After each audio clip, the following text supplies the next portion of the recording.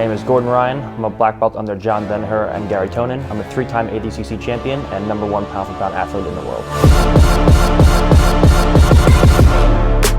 My style is relentless. I'm always looking to submit guys, and I'm always just looking to press the pace, to come forward, whether top or bottom, put pressure on the guy. He's unbelievably persistent. In training, in competition, he's always the last one to stop moving.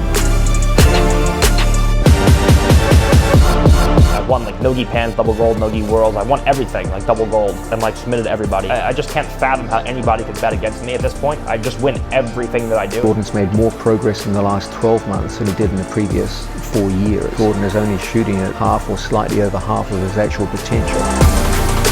I'm on a completely different level than all the world's best black belts are right now. My name is Mathias. I'm ADCC champion, #1 on 88 kilograms ranking, trained in Marcelo Garcia Academy, New York City. The people that know me, they know how hard I work, how much I train, how much I put on the mat. The way that he moves, he's a true champion. He moves into directions that you're not expecting. My passes, the pressure that I keep on it, that's my strongest tool. When I ADCC, I didn't even have 1 point scoring me. You know, I had the most takedowns, the most guard passes. I think what makes Mathias really special is his timing, his ability to switch sides. Gordon is a great competitor for sure, the #1 pound for pound. I just want to fight the best, you know, and he's the best. Mathias has never been submitted Nogi, at least as black belt. And I'm excited to be the first guy to submit him. It's very, very rare that we see two contemporary ADCC gold medalists go at each other. Mathias is now the champion of the division that Gordon won the previous ADCC in his breakout ADCC performance. We're both ranked #1. He's ranked #1 in the 88 kilograms, and I'm ranked #1 in the -99 kilograms and #1 pound for pound. You have two guys at who's #1 fighting for the #1 spot. It's gonna be a big one. It's supposed to happen a long time ago, you know. It's crazy that never happened. We were supposed to compete on Kasai, and that never happened. We could have possibly competed at ADCC, but I went up a weight class to 99, and he was at 88, and then he didn't do the absolute, so that never happened. He fought everyone, literally, except me. All the emotions, all the adrenaline, all the energy you had, you know, all the excitement was just drained away. If things not supposed to happen, it's not gonna happen, you know? When they're supposed to happen, they're gonna happen at the right time.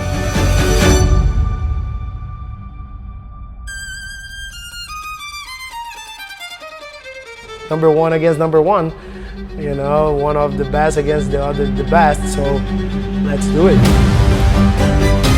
Gordon is a master of control and submission, and Mathias is a master of tactics. He's gonna look to be the aggressor, but not really do anything meaningful. You wanna fight you where you're the best. You wanna prove he's better than you're there. I don't have any animosity towards him right now, but if he does something that pisses me off in the match, I'm gonna try to kill him. Everyone's gonna be doubting me, you know. I don't care. I do believe I can beat him, you know, the same way he does believe he can beat me. When you feel my grips, when you feel how dangerous I am, you're going to want to back away and disengage. If you get submitted, who cares? I submit everybody. This is probably the biggest event of the year. Not just about me and Gordon, the whole event. Get me a popcorn and a Coke, and I'll be sitting there watching.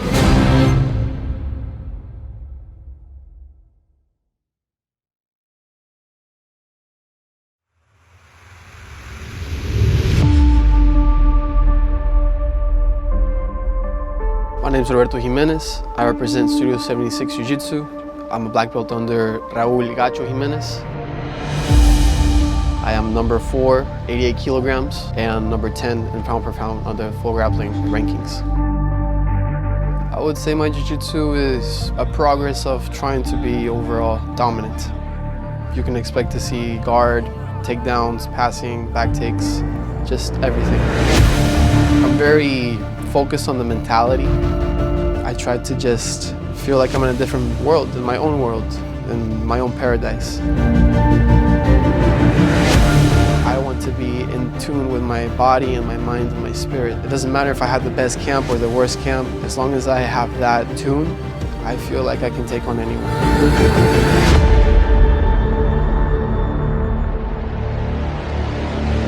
Do you know why they wanted this match? They did say that they would like to fight you.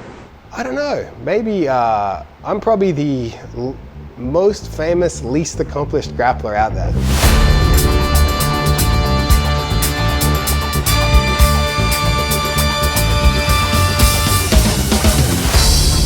I'm Craig Jones. I train out of Renzo Gracie, formerly from Absolute MMA in Australia. I'm a black belt and I'm #2 ranked on the FloGrappling rankings. I chase the submission, and I'm going to chase the submission aggressively, and that ultimately leads to what I hope is exciting matches. I want to create that highlight reel finish, really have some finality to the match. Craig is one of the most dangerous grapplers in the world. Just not be submitted by Craig Jones for a 20-minute match, that's impressive just by itself. His leg locks have always been a power point to him. Everyone dismissed Craig initially as this one-trick pony who was dangerous on legs, and that was pretty much it. In the last ADCC, you saw him attack everything from legs, back, strangles from the front. Since then, he's only gotten better. October 2nd, I'll face Roberto Jimenez. Roberto is probably one of the most exciting grapplers out there. He's been a powerhouse jiu-jitsu guy since I think he was a teenager. It's gonna be exciting. Craig's a really funny dude. He's got great jiu-jitsu, and I have nothing bad to say about him. I respect him. I hope the best, but I know it's a fight. We have to go in ready to die or kill. I think the match is anticipated because Craig is the guy right now at 88 kilos. He's been winning everything at no-gi, EBI, ADCC. For me, that's a great challenge. Roberto is getting close to being considered one of those elite level guys, if not already. I think it's fair to say Roberto is a genuine grappling superstar at this point. He's got some of the best scrambles to the back you'll see in the modern grappling game. For me, nothing's at stake. It's my first year at black belt. I have nothing to lose, everything to gain. I'm ready to go avatar mode, which to me means going 100%, being spiritually, mentally, and physically there. He's going to try to pass. He's going to try to take my back. I've been able to train with him, and I'm excited to be able to compete against him now. Both athletes know each other pretty well. That always adds something to the match. Who's #1 rewards submission attempts and basically aggression. It's probably the best rule set for me. The fans can expect fireworks. Once we're on that mat, it's just two men ready to fight. I predict a very quick submission. I think that could go either way, but neither of us are going to take a step back. I think it's going to be the match of the year.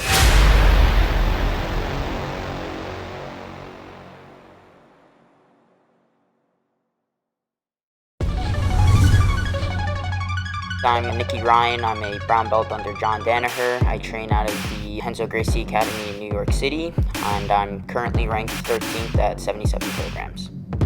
Our gym has the most dangerous room in the world. You know, you can be getting submitted from anywhere by anyone. I come out and I like to go after people. One thing that John and Gordon and Gary have taught me to do is put pressure on people from the bottom position. So I think that's one thing that differentiates me from other competitors. Now, that's what jiu-jitsu is about. It's not about coming out and, you know, winning by an advantage or winning by 2 points. You know, I feel like that doesn't prove that you're better than the guy. You know, anybody can get swept. For you to actually submit someone, you know, it takes skill and it just proves that you're better than them. On October 2nd, I'll be competing against Tony Ramos, who's #1.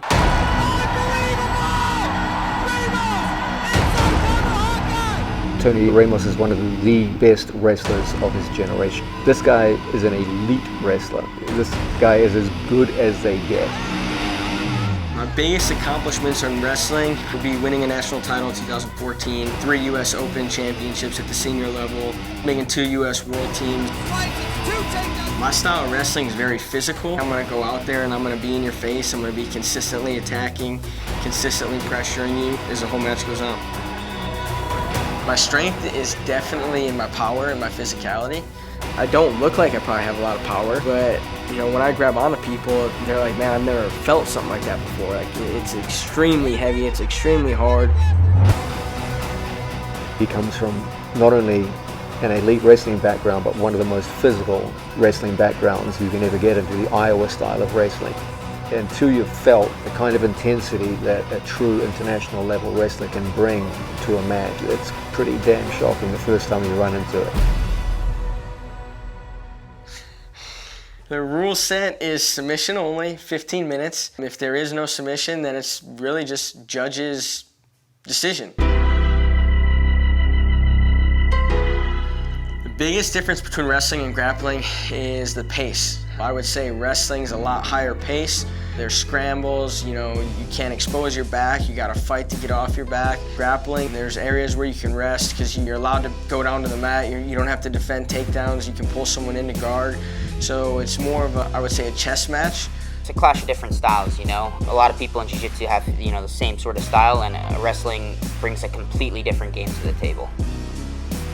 We do wrestling rounds every day at Henzo's. It's a huge part of ADCC, you know. I enjoy it now a bit more than I used to. I used to hate it because I was terrible at it. It's awful. I hate it. It's a very, very physical sport, and a lot of jiu-jitsu players are a little frazzled the first time they feel a high-level wrestler put hands on them. I decided to jump into jiu-jitsu because I felt my wrestling style really translates well into it. Jiu-jitsu is a lot more tactical technique, putting people where you want to be, staying out of positions where people are good. In wrestling, I was very good at focusing on where I needed to be. Little things like that have translated well. My wrestling style is I get down low and I like to shoot. I use a lot of wrestling hand fighting from guard, you know, as far as like snapping the head, pushing elbows across the center line, things like that. Referees, raise your flags. Your winner out of the blue corner, Kai Ruotolo. I heard that it was that match that Tony Ramos had seen, and that's why he decided that he could call you out. Yeah. What do you think about that? He's probably thinking he could come out and tire me with his snapping and, you know, his physicality. But that's not going to happen this time. You know, I've been lifting, I've been training a lot more, and my cardio is much better now. It's going to be this fascinating battle of literally Olympic level wrestling mixed with intense physicality against someone who's not particularly physical but is incredibly slick and is a master of submissions at a precociously young age. Are you going to wrestle with Tony? Still undecided. This dude does not want to wrestle. He does not want to get into one of those battles. And if he's smart, he's not going to go there.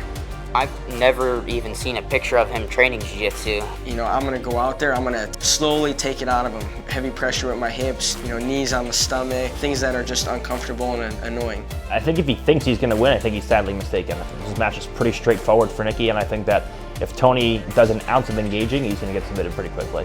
You know, Nicky has no idea what we're game planning for, what we're doing, how we're going to attack, and it's not like he can go and watch film. What do you say that people would think you want? I've been told that my whole life. That's something I've always thrived on. It's made me compete better. It's made me focus more. It's made me do things a lot better. So it doesn't matter what these other people think. All that matters is what you believe in your mind and what you believe in your heart. I do think I can win. I always think I can win. I'm not going to take something if I don't think I can win. On October 2nd, you can expect me to come out and do the same thing that I've done in every other competition. Relentless attacks coming forward, either getting to his legs or coming up to his back. I believe it ends with me submitting him.